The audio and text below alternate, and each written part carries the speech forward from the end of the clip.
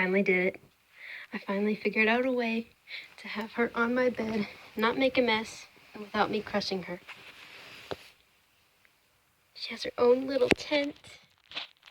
It's a little dark in there. Hello, baby bird. Hello, sweetie. I woke her up from her slumber. Now she's mad at me, but she's so cute. Don't pay attention to that mess on my bed. Yes, I did cover it up with my blanket, but that's not what we're here for. We're here for this little bird. And look how cute she is.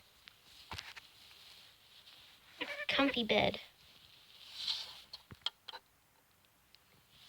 You're the cutest. Yes, she is. If anyone says otherwise, they will have to fight me. She's the cutest. Aren't you?